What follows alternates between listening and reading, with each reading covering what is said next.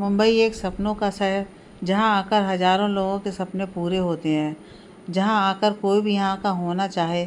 यहाँ की चमक दमक से भरी हुई रात हर किसी को अपनी तरफ आकर्षित करती है। ऐसे ही शहर में एक होटल ग्रीन पैराडाइज में आज एक पार्टी चल रही थी। आज एक परफ्यूम कंपनी की एक न्यूली लॉन्च्ड परफ्यूम को मोस्ट लवेबल परफ्यूम का अवार्ड मिला था। इसी खुशी में एक 5 स्टार होटल में ये पार्टी चल रही थी, जहां हर कोई अपनी अपनी तरह से एंजॉय कर रहा था।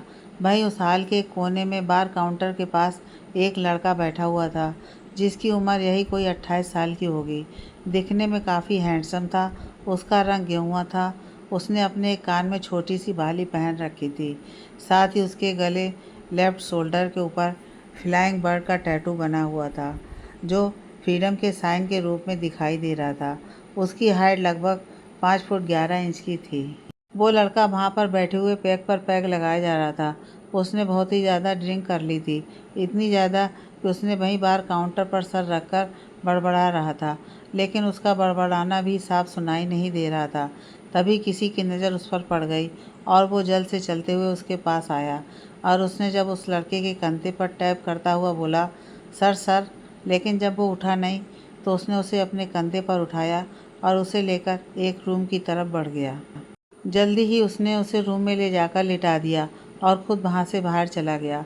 उसने गेट को हल्के से सटा दिया था और ख़ुद जाकर पार्टी में सारे गेस्ट को अटेंड करने लगा। तभी एक इंसान उनके पास आया और उसको देखते हुए बोला, अनीस सर, बॉस कहाँ गए? उसकी इस बात को सुनकर अनीस ने जवाब देते हुए कहा, वो बॉस की तबीयत कुछ ठीक नहीं थी, तो मैंने उन्हें आराम करने के लिए भेज दिया है। उसकी इस बात को सुनकर उसने हाँ में अपना सिर हिला दिया।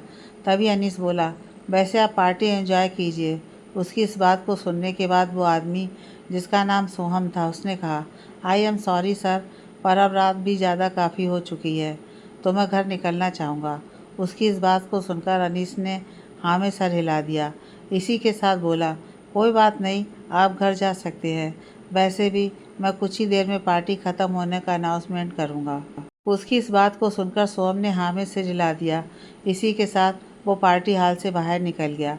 कुछ ही देर में अनीस ने पार्टी ख़त्म होने का ऐलान किया और बॉस नाम से सेव एक नंबर पर एक मैसेज करके वो वहाँ से चला गया। अगले दिन सुबह ग्रीन पैराडाइज के बाहर बहुत सारी मीडिया का तांता लगा हुआ था। हर एक रिपोर्टर अंदर जाने की कोशिश कर रहा था, लेकिन होटल के सिक्योरिटी गार्ड उन्हें अंदर जाने से रोक रहे थे।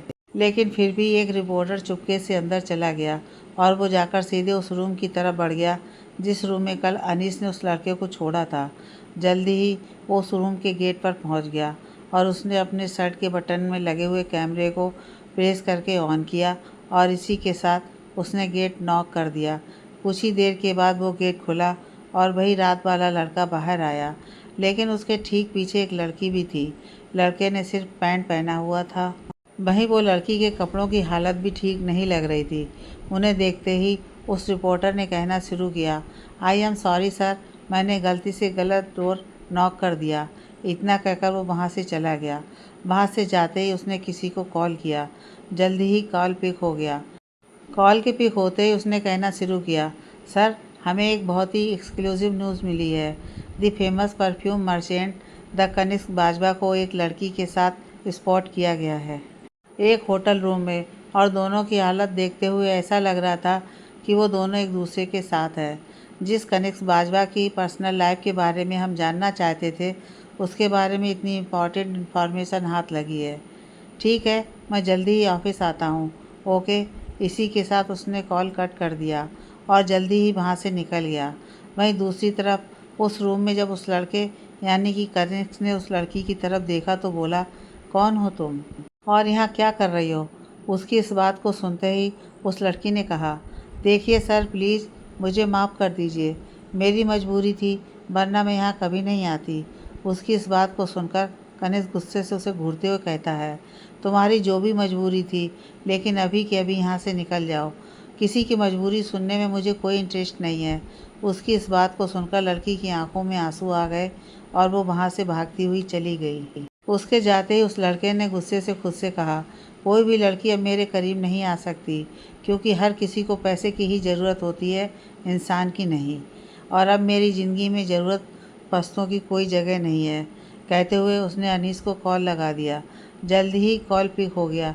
जैसे ही कॉल पिक हुआ उसने गुस्सा करते हुए कहा, कहाँ है तू और मुझे यहाँ क्यों छोड़ा? उसकी इस बात को सुनकर उधर से अनीस की आवाज़ आई, ओह आवाज़ नीचे। तुझे क्या लगा तू टल्ली होकर घर जाएगा तो मंकू पर क्या बीतेगी, क्या असर पड़ेगा उस पर? इसलिए मैंने तुझे वहीं छोड़ दिया और ख़ुद उसकी देखभाल करने के लिए यहाँ आ गया। चल अब जल्दी से घर आ जा, फिर बात करते हैं। उसकी इस बात को सुनकर कनिष्क बोला, ठीक है आता हूँ, तू ऐसे भड़क मत। उसकी इस बात को सुनकर अनीस ने हाँ कहते हुए फ़ोन रख दिया। कनिष्क फ़ोन काटने के बाद वहाँ से बाहर चला गया। वो जैसे ही बाहर निकला तो वहाँ पर रिपोर्टर्स होने की वजह से वो दूसरे गेट से बाहर की तरफ निकल गया। कनिष्क अपने घर के लिए निकल चुका था। उसने रिपोर्टर्स के खड़े रहने की वजह जानने की कोशिश भी नहीं की। वहीं दूसरी तरफ वो लड़की जो कि कनिष्क के रूम में थी, वो स्टाफ चेंजिंग रूम के एक कोने में बैठी हुई रो रही थी। कुछ देर तक रोने के बाद उसने ऊपर की तरफ देखा और बोलना शुरू किया, क्यों किया आपने ऐसा, क्यों? आखिर मेरी क्या गलती थी जो बचपन में ही मेरे मम्मा पापा को मुझसे छीन लिया? अब मैं कहाँ जाऊँगी? कब तक लोगों की गंदी नज़रों से खुद को बचा पाऊँगी? आज आज भी मैं उस इंसान के कमरे में सिर्फ़ और सिर्फ अपने आप को बचाने ही तो गई थी, लेकिन उसने तो बिना सुने ही मुझे डांट दिया। कहते हुए एक बार फिर से सुबकने लगी। इसी के साथ उसे याद आने लगा कल क्या हुआ था। फ्लैशबैक। कल रात होटल में पार्टी की तैयारियां चल रही थीं। सारे स्टाफ को अच्छे से सब कुछ संभालने के लिए ऑर्डर दिया जा रहा था। तभी मैनेजर ने एक लड़की को आवाज़ देते हुए कहा, अनीसा। मैनेजर की आवाज़ सुनकर उस लड़की ने अपना चेहरा उठाया। चेहरा उठाते ही उसका चेहरा जो नीचे की तरफ झुका होने के कारण दिख नहीं रहा था, वो अब पूरी तरह से दिखने लगा। साफ और बेदाग चेहरा, बिल्कुल ऐसे जैसे सारे जहाँ की मासूमियत उसके चेहरे में ही समाई हुई हो। कद लगभग 5 फुट 5 इंच, गुलाबी होंठ और उसकी वो कत्थई आंखें, उसके पूरे चेहरे का एक बहुत ही खूबसूरत लुक लग रहा था। मैनेजर ने उसे देखा और फिर बोला, अनीसा तुम आज की पार्टी में वेट्रेस होगी और सब पर तुम ही निगरानी रखोगी, क्योंकि तुमसे जिम्मेदार और कोई नहीं है। मैनेजर की बात सुनकर उसने हाँ में अपना सिर हिला दिया, लेकिन बोली कुछ भी नहीं। कुछ ही देर में पार्टी शुरू होने वाली थी तो सारे वर्किंग स्टाफ उस हाल में चले गए। जल्दी ही पार्टी शुरू हो गई। मेहमान धीरे धीरे आने शुरू हो गए। वहीं स्टाफ मेंबर अपना काम बखूबी निभा रहे थे। तभी अनीसा ने देखा एक इंसान जो उसे अपनी तरफ बुला रहा था। उसे अपनी तरफ बुलाते देखकर वो थोड़ा सा हिचकिचाई और फिर चलते हुए उसकी तरफ चली गई। वहाँ पहुँचने के बाद उसने अपना सिर झुकाते हुए पूछा, how can I help you sir? उसकी इस बात को सुनकर वो इंसान बोला, तुम्हारा नाम क्या है? उसके इस सवाल को सुनकर अनीसा हैरानी से उसकी तरफ देखते हुए बोली, मैं आपकी कैसे मदद कर सकती हूँ सर? एक बार फिर से उसे अपना क्वेश्चन दोहराते देख सामने खड़ा इंसान बोला, मेरे सवाल का जवाब दे मिस, और मेरा सवाल है कि आपका नाम क्या है? उसकी इस बात को सुनकर अनीसा ने एक गहरी सांस ली और फिर बोली, अनीसा मुखर्जी। उसके जवाब देने के तुरंत बाद ही वो इंसान बोला, तो अनीसा मेरा नाम सनी चड्ढा है और मैंने तुम्हें यहाँ इसलिए बुलाया है क्योंकि मैं जानना चाहता हूँ कि तुम यहाँ काम करती हो। उसके इस सवाल के बाद अनीसा ने अपनी तरफ देखा तो वो अभी भी वेट्रेस की ड्रेस में थी और अपने आप को देखने के बाद उसने सनी की तरफ देखा तो वो उसे अजीब सी नज़रों से घूर रहा था। लेकिन जैसे ही उसकी नज़र अनीसा की नज़रों पर पड़ी, उसने अपनी नज़रों को सुधारते हुए कहा, अगर तुम चाहो तो मैं तुम्हें माला माल कर दूंगा। तुम्हें दोबारा ऐसी कोई काम करने की ज़रूरत नहीं पड़ेगी। उसकी इस बात को सुनकर अनीसा ने इग्नोर करते हुए कहा, सर मैं अपने जॉब से बहुत खुश हूँ, तो मुझे आपकी हेल्प की कोई ज़रूरत नहीं है। कहते हुए वो वहाँ से चली गई। लेकिन उसके जाने के बाद भी सनी की नज़रें उस पर ही टिकी रहीं जब तक वो आंखों से ओझल नहीं हो गई। उसकी आंखों से जब अनीसा ओझल हो गई तब उसने अपने गले पर हाथ घुमाते हुए कहा, इतना एटीट्यूड, ये एटीट्यूड तो तब उतरेगा जब तुम मेरी बाहों में होगी, और ये आज रात ही होगा। कहते हुए उसके चेहरे पर एक गंदी सी मुस्कान तैर गई और वो वापस से पार्टी में लग गया। लेकिन उसकी नज़रें लगातार अनीसा पर बनी हुई थीं। कुछ देर में जब पार्टी अपने पूरे सभा पर होता है तब अनीसा के फ़ोन पर उसके मैनेजर का कॉल आता है, जिसे देखकर वो पार्टी से साइड होकर एक कॉरिडोर की तरफ चली जाती है। कुछ देर बाद जब वो बात करके वापस घूमती है तभी उसके सामने सनी आ जाता है और उसे देखकर एक गंदी सी स्माइल करता है और अगले ही पल उसके मुंह पर हाथ रखकर उसको चिल्लाने से रोक देता है और वहीं कॉरिडोर के बने हुए एक रूम में लेकर चला जाता है। रूम में जाते ही वो उसे बेड की तरफ धक्का दे देता है, जिससे अनीसा जाकर सीधे बेड पर गिरती है। उसके गिरते ही सनी जाकर जल्दी से गेट बंद कर देता है और अगले ही पल वो अनीसा के पास आ जाता है और उसके पूरे शरीर पर अपनी नज़र घुमाने लगता है। वहीं अनीसा जब उसे ऐसे खुद को देखते हुए देखती है तो वो अपने आप को शांत करते हुए इधर उधर देखने लगती है। तभी उसकी नज़र पास में पड़े हुए फ्लावर पॉट पर पड़ती है। अभी वो कुछ कर पाती उससे पहले ही सनी उसके करीब आ जाता है और उसको यहाँ वहाँ छूने लगता है। उसके ऐसे छूने से अनीसा को घिन आ रही थी और इसी के साथ वो उसकी पूरी तरह से विरोध कर रही थी, लेकिन फिर भी वो उस पर भारी पड़ रहा था। इसी क्रम में अनीसा के कपड़े कई जगह से फट गए थे, लेकिन तभी अनीसा के हाथ में वो फ्लावर पॉट आ गया। उस पॉट के हाथ में आते ही उसके पास जितनी ताकत थी, सारी ताकत लगाकर अनीसा ने उसके सर पर वार कर दिया। सनी के सर पर लगते ही वो लड़खड़ा गया और वहाँ से पीछे हट गया। उसके पीछे हटते ही अनीसा वहाँ से भाग खड़ी हुई और जल्दी से गेट खोलकर बाहर निकली। उसके बाहर निकलते ही सनी भी उसके पीछे पीछे चलने लगा, लेकिन सर पर चोट लगने की वजह से उसे हल्के हल्के चक्कर भी आ रहे थे, लेकिन फिर भी वो उसका पीछा कर रहा था। वहीं अनीसा बार बार पीछे देखती हुई कॉरिडोर में भागती जा रही थी। भागते हुए जब वो आखिरी रूम के पास पहुंची तो उसे आगे जाने का कोई रास्ता ही नहीं दिखा। यह देखकर उसने आखिरी रूम के गेट को नॉक करने का सोचा, लेकिन जैसे ही उसने इस गेट को हाथ लगाया वो खुल गया और उस रूम को खुला देखकर जैसे अनीसा को उम्मीद की एक किरण नज़र आई हो, वो जल्दी से उस रूम में चली गई और गेट को अंदर से लॉक कर दिया और वहीं गेट से सटकर बैठ गई और रोने लगी। उसे तो इस बात का भी ध्यान नहीं था कि कोई इस रूम में ही है। रोते रोते ही ना जाने कब उसकी आंख लग गई और जब सुबह गेट नॉक होने से उसकी आंख खुली तो उसने देखा इसके सामने एक लड़का खड़ा था और उसे बुरी तरह से घूर रहा था। Flashback and. रोते रोते अनीसा को काफ़ी समय बीत गया था। काफ़ी देर बाद जब उसका रोना थोड़ा कम हुआ था तो उसने जल्दी से अपनी ड्रेस चेंज की और घर की तरफ निकल गई। लेकिन उसे कहाँ पता था यह तो उसकी मुश्किलों की शुरुआत है। असली आंधी तो इसके जीवन में अभी आनी बाकी है। कनिष्क होटल से बाहर निकलता है तो उसके सामने उसका ड्राइवर कार लेकर खड़ा दिखाई देता है। यह देखकर वो जल्दी से उसमें बैठ जाता है। उसके बैठते ही कार उसके घर की तरफ निकल जाती है।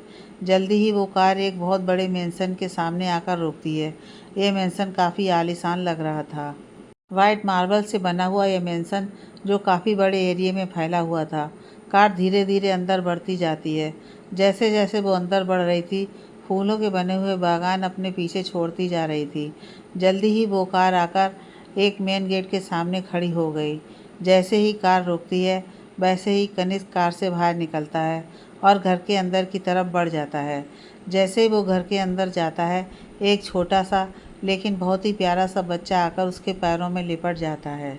उसे अपने पैरों में लिपटा देखकर कनिष्क के चेहरे पर मुस्कान छा जाती है और वो नीचे झुककर उसे अपनी गोद में उठा लेता है और कहता है, क्या हुआ मंकू? आपके चाचू ने आपको परेशान किया क्या? उसकी इस बात को सुनकर मंकू खिलखिलाकर हंस देता है और फिर कहता है, नहीं पापा, मुझे चाचू ने परेशान नहीं किया, बल्कि मंकू ने ही उन्हें परेशान कर दिया। उसकी इस बात को सुनकर और उसकी खिलखिलाहट को देखकर कनिष्क के चेहरे पर भी मुस्कान छा जाती है। इसी के साथ वो मंकू को अपने गले से लगा लेता है। तभी वहाँ अनीस भागता हुआ आता है और दोनों बाप बेटे को देखते हुए कहता है, मंकू आप यहाँ आ गए? अभी तो आपको रेडी होकर स्कूल जाना है ना? आरती दी आपको ढूंढ रही हैं। उसकी इस बात को सुनकर मंकू ज़ोर ज़ोर से अपने सिर को नामे हिलाते हुए कहता है, नहीं नहीं, मंकू को स्कूल नहीं जाना। उसकी इस बात को सुनकर कनिष्क उसकी तरफ देखते हुए कहता है, अरे लेकिन आपको स्कूल क्यों नहीं जाना है? स्कूल तो जाना चाहिए, स्कूल जाने के बाद ही तो आप पढ़ाई कर पाएंगे। उसकी इस बात को सुनकर मंकू कहता है, नहीं पापा, मुझे स्कूल नहीं जाना, वहाँ सब मुझे परेशान करते हैं। उसकी इस बात को सुनकर कनिष्क कहता है, कौन आपको परेशान करता है? उसकी इस बात को सुनकर मंकू कहता है, नेहा, वो बार बार मेरे गाल खींचती रहती है और तो और हमेशा मेरे आगे पीछे घूमती रहती है। उसकी इस बात को सुनकर अनीस खिलखिलाकर हंस पड़ा और मंकू के पास आकर उसके गाल खींचकर बोला, बच्चा, लेकिन इसका उपाय ये तो बिल्कुल नहीं है कि आप स्कूल ना जाएं। उसकी इस बात को सुनकर मंकू अजीब सा चेहरा बना लेता है। वहीं उसे ऐसे देखकर कनिष्क के चेहरे पर भी मुस्कान छा जाती है। इसी के साथ वो मंकू की तरफ देखते हुए कहता है, बेटा, वो आपसे फ्रेंडशिप करना चाहती होंगी, इसलिए आपके आसपास रहती हैं। आप उनसे फ्रेंडशिप कर लो, फिर वो देखना आपकी बहुत अच्छी फ्रेंड बनेंगी। उसकी इस बात को सुनकर मंकू उसकी तरफ देखते हुए कहता है, पता, वो मुझसे दोस्ती करना चाहती है। उसकी इस बात को सुनकर कनिष्क अपना सर हाँ में हिला देता है और इसी के साथ कहता है, तो चलिए आप आरती दी के पास जाइए और जल्दी से रेडी हो जाइए, फिर पापा को भी अपने ऑफिस जाना है ना। उसकी इस बात को सुनकर मंकू भागते हुए वहाँ से एक रूम की तरफ बढ़ जाता है। उसके जाने के बाद अनीस कनिष्क के पास आता है और कहता है, आप मैं को इतनी अच्छी बातें सिखाते हैं तो फिर अपनी लाइफ में किसी और को आने क्यों नहीं देते। उसकी इस बात को सुनकर कनिष्क उसकी तरफ कठोर नज़रों से देखते हुए बोला, ऐसा कभी नहीं हो सकता और किसी को अपने पैसों के लिए अपने करीब आने तो मैं कभी नहीं दूंगा। उसकी इस बात का अभी अनीस कोई रिप्लाई देता उससे पहले ही अनीस का फ़ोन बजता है। यह देखकर अनीस फ़ोन पिक करता है तो सामने से आवाज़ आती है, हेलो अनीस सर, मैं फ्लैश न्यूज़ से रिपोर्टर अमित बात कर रहा हूँ। मुझे ये जानना है कि जिस लड़की के साथ आज सुबह सीईओ बाजवा को स्पॉट किया गया है, उनसे उनका रिश्ता क्या है। उसकी इस बात को सुनते ही अनीस जल्दी से फ़ोन कट कर देता है और अपने सामने खड़े कनिष्क को देखते हुए कहता है, आज क्या हुआ है। उसकी इस बात को सुनकर कनिष्क असमंजस से उसे देखते हुए कहता है, क्या पूछना चाहते हो। उसकी इस बात का जवाब देते हुए अनीस कहता है, अभी एक रिपोर्टर का फ़ोन आया था। उसका कहना है कि सुबह जिस लड़की के साथ तुम्हें स्पॉट किया गया है, वो लड़की तुम्हारी कौन लगती है।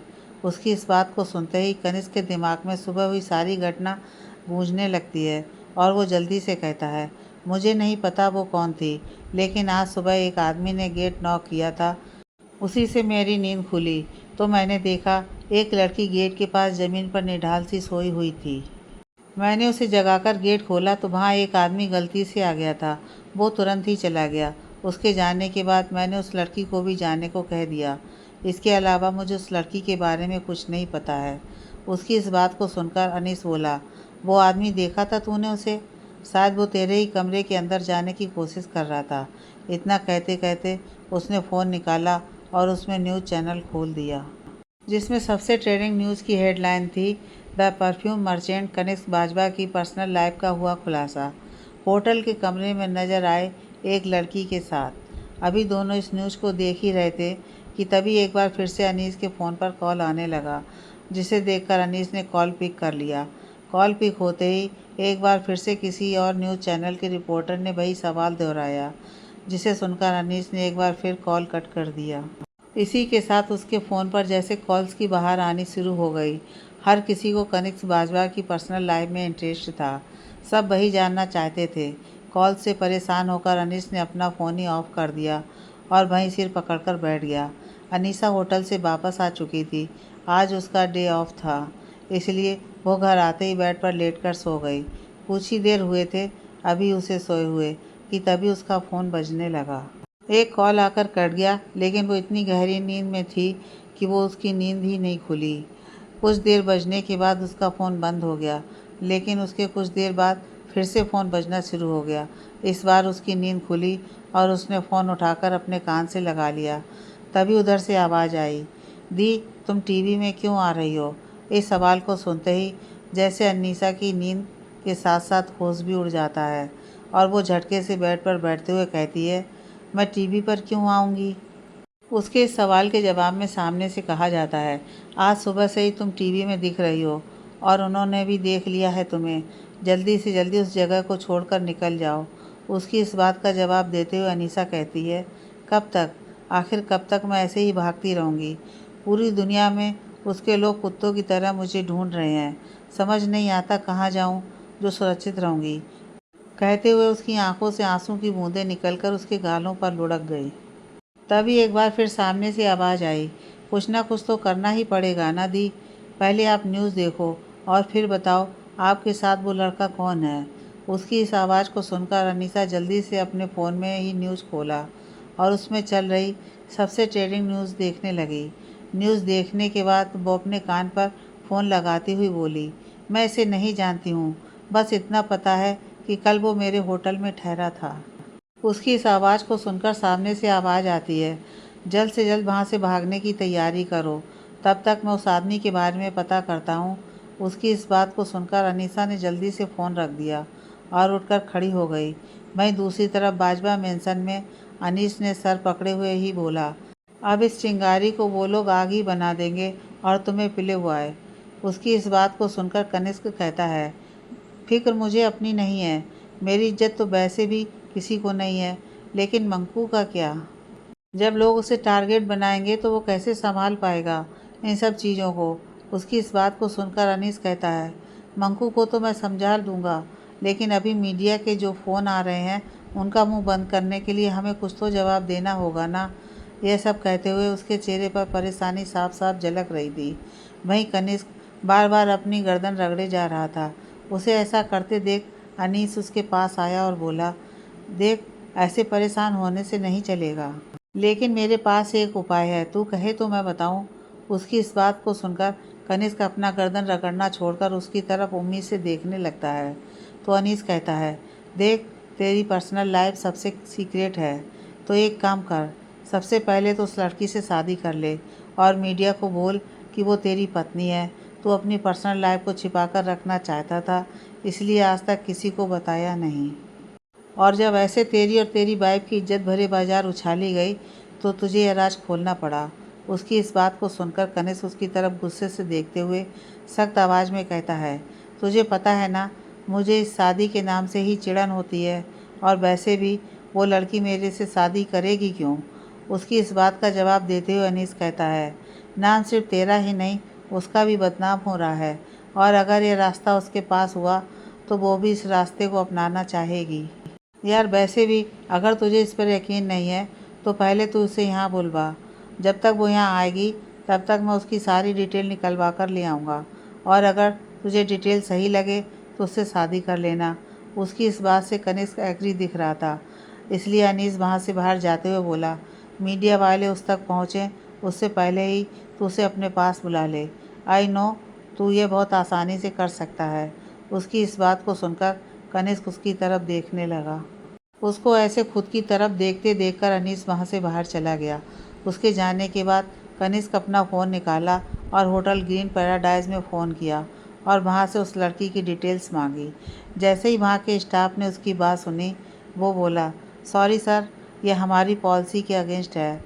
उसकी इस बात को सुनकर कनिष्क बोला, सही कहा आपने, लेकिन उसकी जान बचाना तो आपकी पॉलिसी के अगेंस्ट नहीं होगा ना, और अभी उसकी जान को खतरा है, इसलिए मैं उसके बारे में पूछ रहा हूँ।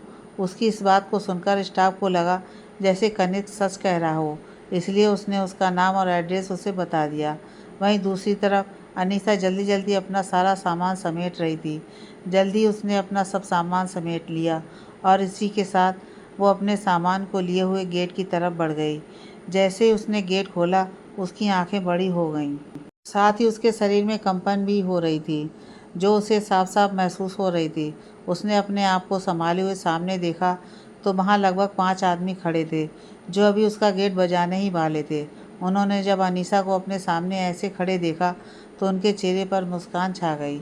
उनकी इस मुस्कान को देखकर अनीसा इतना डर गई कि वो वहीं बेहोश होकर गिर गई। अनीसा धीरे धीरे अपनी आंखें खोलती है तो उसकी नज़र अपने आसपास जाती है। अपने आप को एक अनजान कमरे में देखकर उसे याद आता है कि जब वो घर से निकली थी तभी उसके गेट पर कुछ लोग आकर खड़े हो गए थे, तभी वो बेहोश हो गई थी। ये याद आते ही वो झटके से अपनी आंखों को खोल लेती है और आसपास देखती है। आसपास का सराउंडिंग बिल्कुल ही अनजान था। यह देखकर वो झटके से उठकर बैठ जाती है और अपने आसपास देखने लगती है। वो एक बहुत ही आलीशान कमरे में बैठी हुई थी। अपने आप को ऐसे अकेले अजनबी कमरे में देखकर वो बहुत डर भी रही थी। तभी एक लेडी इस कमरे में आती है और उसे जगा हुआ देखकर वो उसके सर पर हाथ रखते हुए कहती है, क्या अब तुम ठीक हो? उसकी इस बात को सुनकर अनीसा जल्दी से कहती है, मैं कहाँ हूँ और मैं यहाँ कैसे आई? उसकी इस बात को वो लड़की अभी कोई जवाब नहीं देती। उससे पहले ही कमरे में एक लड़का आया। लंबा कद, डस्टी रंग और उसके कानों में बाली उसके लुक को और भी निखार रही थी। उसे देखते ही अनीसा को ऐसा लगा जैसे उसने उसे कहीं देख रखा है, लेकिन तभी उसे अचानक से याद आया कि ये वही लड़का है जिसके रूम में वो कल चली गई थी। ये याद आते ही उसने उसकी तरफ देखते हुए कहा, मैं कल आपके रूम में चली आई, इसका मतलब यह नहीं कि आप मुझे मेरे घर से उठवा लेंगे। उसकी इस बात को सुनकर कनिष्क उसको घूरते हुए कहता है, चुप, बिल्कुल चुप। सबसे पहले तो ये बताओ, कल मेरे रूम में क्या कर रही थी? उसकी इस बात को सुनने के बाद एक बार फिर से उसे कल की सारी बातें याद आने लगती हैं, जिससे उसके हाथ में हल्की सी कंपन शुरू हो जाती है और जैसे ही उसे इस बात का एहसास होता है, वो जल्दी से अपनी मुट्ठियों को बंद कर लेती है, जिससे उसे थोड़ी हिम्मत मिलती है। इसी के साथ वो कनिष्क के नज़रें चुराते हुए कहती है, वो कल गलती से आपके कमरे में आ गई थी। उसकी इस बात को सुनकर कनिष्क अपनी आंखों को छोटी करते हुए कहता है, कहीं यह न्यूज़ में आने का तुम्हारा तरीका तो नहीं था? उसकी इस बात को सुनकर अनीसा की आंखों में गुस्सा आ जाता है और वो बेड से उठकर खड़ी हो जाती है और कनिष्क के बिल्कुल करीब आकर कहती है, आपका दिमाग क्या ख़राब हो गया है जो ऐसे सवाल कर रहे हैं? और वैसे भी मैं आपको जानती भी नहीं, तो क्यों मैं आपके साथ न्यूज़ में आना चाहूँगी? वैसे भी मुझे न्यूज़ में आने का कोई शौक़ नहीं है। उसकी इस बात को सुनकर कनिष्क उसकी तरफ देखते हुए कहता है, कैसे मान लूँ मैं तुम्हारी ये बात?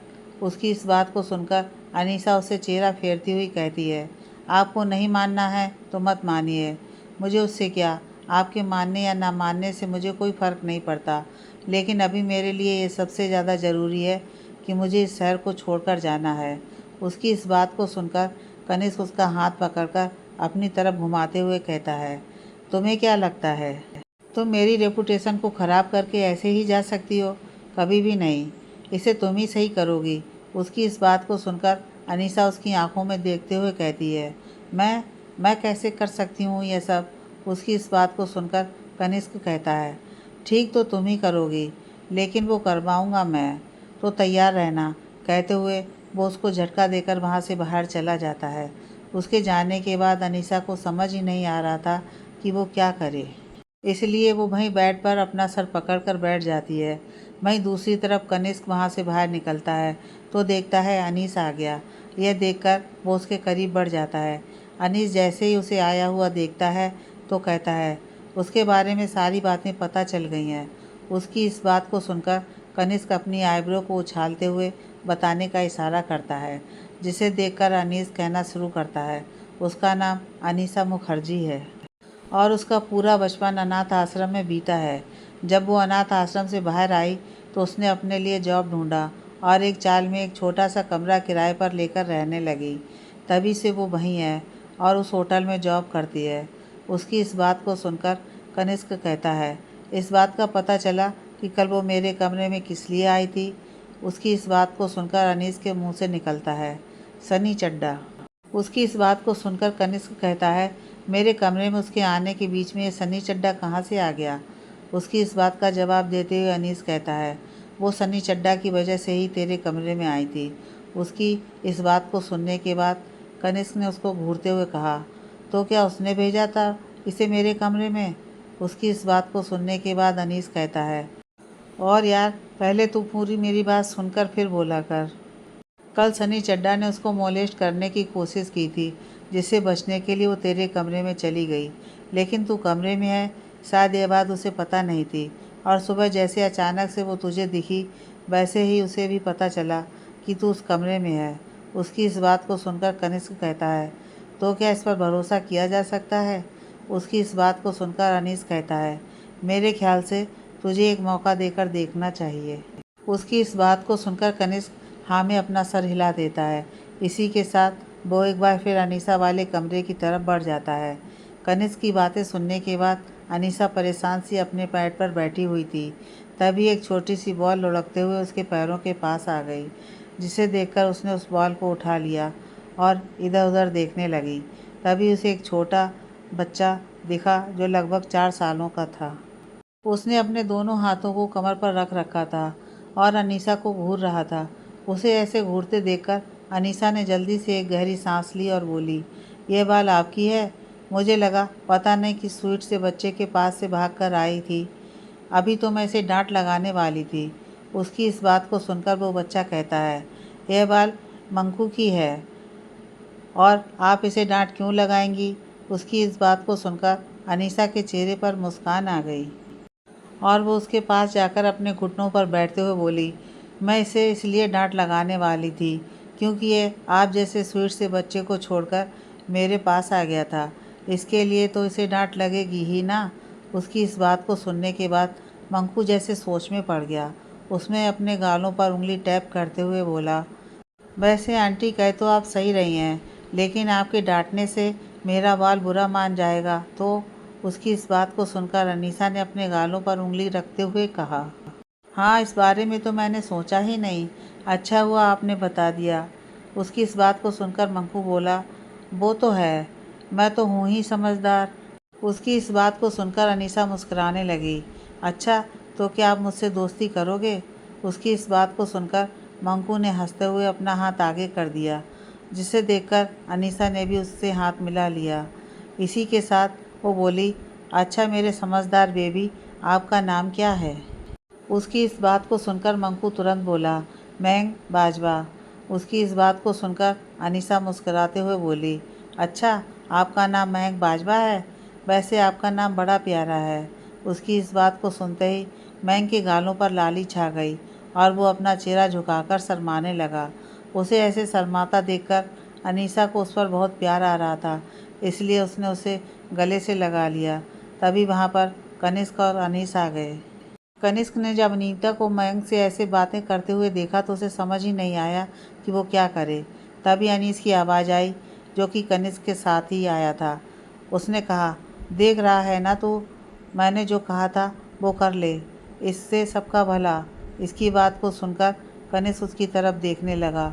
उसकी नज़रों में कई सारे सवाल थे, जिसे महसूस कर अनीस ने उसके कंधे पर हाथ रख दिया और अपनी पलकें झपकाते हुए बोला, उसे पहले सब सच बता और साथ ही साथ उसे इसके कारण को भी बता। उसकी इस बात को सुनकर कनिष्क बोला, तुझे पक्का यकीन है यह वैसी नहीं होगी?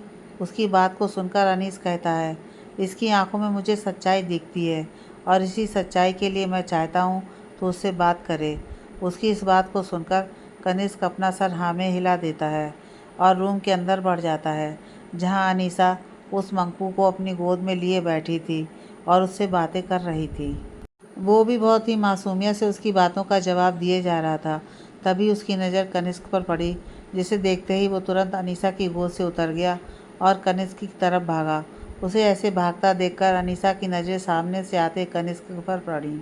उसे देखते ही वो अपनी जगह से खड़ी हो गई। वहीं मयंक को ऐसे अपनी तरफ भागता देखकर कनिष्क उसे अपनी गोद में उठा लेता है और कहता है, आप यहाँ क्या कर रहे थे? उसकी इस बात का जवाब देते हुए मयंक कहता है, मंकू यहाँ अपनी बॉल लेने आया था। उसकी इस बात को सुनकर कनिष्क मुस्कुराते हुए कहता है, अच्छा, तो क्या आप अपने रूम में जाएंगे? उसकी इस बात को सुनकर मयंक प्यारा सा मुँह बनाते हुए कहता है, पापा, मुझे इस आंटी से बात करनी है अभी। उसकी इस बात को सुनकर कनिष्क उसकी तरफ देखते हुए कहता है, अभी पापा को आंटी से बात करनी है, तो क्या आप थोड़ी देर बाद बात करेंगे अपनी आंटी से? उसकी बात को सुनकर मंकू थोड़ी देर तक सोच में डूब जाता है और फिर अपना सर हाँ में हिला देता है, जिसे देखकर कनिष्क मुस्कुराते हुए कहता है, ओके, तो फिर आप आरती दी के पास चले जाइए। उसकी इस बात को सुनकर मंकू हाँ में अपना सिर हिला देता है और वहाँ से चला जाता है। उसके जाने के बाद अनीसा मन ही मन कहती है, ओह, इसका मतलब इस न्यूज़ की वजह से इसका इसकी पत्नी के साथ झगड़ा हो गया है, इसलिए वो इतना भड़का हुआ था। अनीसा अभी ये सब सोच ही रही थी, तभी कनिष्क उसके पास आते हुए कहता है, आई एम सॉरी, उस समय मैं काफ़ी रूड हो गया था। उसकी इस बात को सुनकर अनीसा उसकी तरफ हैरानी से देखती है, लेकिन जल्दी ही वो अपने भावों को संभालते हुए कहती है, नहीं नहीं, आपको सॉरी कहने की ज़रूरत नहीं है। मैं समझ सकती हूँ, उस न्यूज़ को देखने के बाद आपके घर में प्रॉब्लम हो गई होगी, शायद आपकी वाइफ आपसे नाराज़ हो गई होंगी। लेकिन आप फ़िक्र मत कीजिए, मैं उनसे बात करके उन्हें समझा दूंगी कि ऐसा कुछ भी नहीं था जैसा न्यूज़ में दिखाया जा रहा है। उसने ये सारी बातें इतनी जल्दी जल्दी कही थी कि कनिष्क को बीच में कहने का कोई मौका ही नहीं मिला। जब उसने अपनी बात ख़त्म की तब कनिष्क ने उसे इरिटेट नज़रों से देखते हुए बोला, बस हो गया आपका? अगर हो गया हो तो मैं कुछ बोलूं? उसकी इस बात को सुनकर अनीसा जल्दी से शांत हो गई और फिर एक मासूम से बच्चे की तरह उसकी तरफ देखने लगी और उसे ऐसे देखते देखकर कनिष्क ने उसकी तरफ देखते हुए बोला, मैं चाहता हूँ आप मुझसे शादी कर लें। उसकी यह बात सुनकर अनीसा शॉक नज़रों से उसकी तरफ देखने लगी। उसके मुंह से कोई शब्द ही नहीं निकल रहे थे। कनिष्क ने जब उसको ऐसे खुद को देखते देखा तो वो बोला, क्या हुआ, आप ऐसे क्यों देख रही हैं? उसकी इस बात को सुनकर अनीसा जैसे होश में आई हो और उसने कनिष्क को घूरते हुए कहा, आप एक नंबर के जाहिल इंसान हैं। पता नहीं लोगों को ये कहाँ से सूझ जाता है कि एक बीवी के होते हुए भी दूसरी शादी करना चाहते हैं। मुझे तो समझ ही नहीं आता है लोग ऐसा क्यों सोचते हैं। और मैं आपको एक बात क्लियर बता दूं, मैं किसी की सौतन नहीं बनना चाहती। अनीसा अभी आगे भी कहना चाहती थी, लेकिन कनिष्क जो कब से उससे कुछ कहने की कोशिश कर रहा था, उसने जब देखा अनीसा चुप होने को तैयार ही नहीं है तो उसने उसके मुंह पर हाथ रखकर मुंह बंद करते हुए कहा, बस बहुत हो गया, बहुत बोल लिया आपने, अब एकदम से चुप रहेंगी तब तक जब तक मैं बोलने को ना बोलूं, समझ में आया? उसकी इस बात को सुनकर अनीसा अंदर से डर गई थी, लेकिन फिर उसने हिम्मत करके हाँ में अपना सिर हिला दिया। उसकी सहमति देखकर कनिष्क ने उसके मुंह से हाथ हटाया और फिर आगे बोलना शुरू किया, मेरी वाइफ नहीं है और मैं आपसे शादी इसलिए करना चाहता हूँ क्योंकि आपकी और मेरी इज्जत को भरे बाजार इन मीडिया वालों ने उछाल दी है। उसको लगाम लग सके, लेकिन अगर आप नहीं चाहती हैं कि ऐसा हो, हम कोई और तरीका निकालेंगे इससे बाहर निकलने का।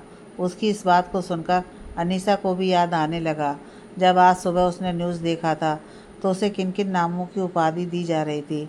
इसी के साथ उसे अपनी कही हुई बातें याद आने लगीं जो उसने फ़ोन पर कही थीं। कब तक, आखिर कब तक मैं ऐसे ही भागती रहूँगी? पूरी दुनिया में उसके लोग कुत्ते की तरह मुझे ढूंढ रहे हैं। समझ नहीं आता कहाँ जाऊँ जो सुरक्षित रहूँगी। अभी अनीसा ये सब सोच ही रही थी कि तभी कनिष्क ने कहा, क्या सोच रही है? उसकी इस बात को सुनकर अनीसा जैसे अपने होश से बाहर आई हो और अपने ख्याल से बाहर आने के बाद उसकी नज़रें वापस से कनिष्क पर टिक गईं। उसे इस तरह अपनी तरफ देखता देखकर कनिष्क बोला, क्या देख रही है? उसकी इस बात को सुनकर अनीसा हिचकिचाते हुए बोली, आपकी वाइफ। उसकी इस बात को सुनकर कनिष्क ने एक गहरी सांस लेते हुए बोला, उसके लिए मुझसे ज़्यादा ज़रूरी पैसे थे, इसलिए वो मुझे छोड़कर जा चुकी है। इसलिए मैंने अपनी पर्सनल लाइफ सीक्रेट रखी थी, लेकिन अचानक से उस दिन न जाने कैसे इस बारे में मीडिया को पता चल गया और उन्होंने इस बात का बतंगड़ बनाना शुरू कर दिया। उसकी इस बात को सुनकर अनीसा बोली, मुझे सोचने का कुछ वक्त दीजिए। उसकी इस बात को सुनकर कनिष्क ने हाँ में सिर हिलाते हुए कहा, आपको जितना सोचना है सोच लीजिए, लेकिन शाम तक मुझे इस बात का जवाब चाहिए। उसकी इस बात को सुनने के बाद अनीसा ने हाँ में सर हिला दिया, जिसे देखकर कनिष्क वहाँ से चला गया। उसके जाने के बाद अनीसा वहीं बैठ गई। उसे समझ नहीं आ रहा था कि वो क्या निर्णय ले। उसे इस शहर से बाहर जाना था ताकि वो उसे ढूंढ ना पाए, लेकिन यहाँ तो वो अटक गई थी। तभी उसके दिल से आवाज़ आई, भागते भागते तो तू भी थक गई है। वैसे भी अगर तू यहाँ रही तो उसके ख्याल में एक बार भी ये बात नहीं आएगी तू यहाँ हो भी सकती है, और यहाँ से जाने के बाद भी जाएगी कहाँ?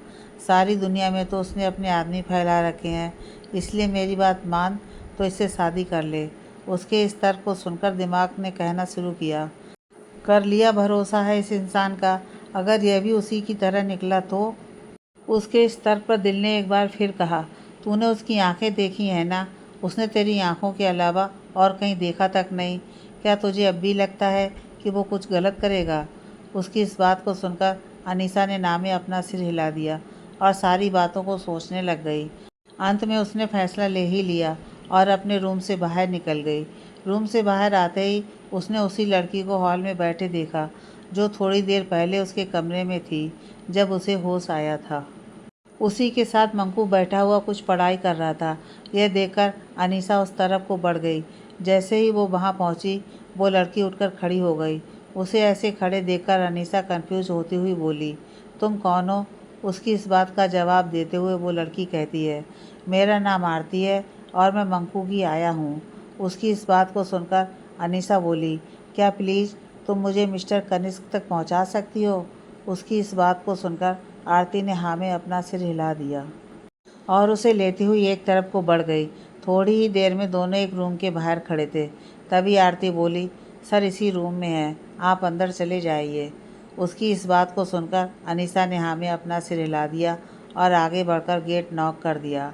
उसके गेट नॉक करते ही अंदर से आवाज़ आई, कम इन।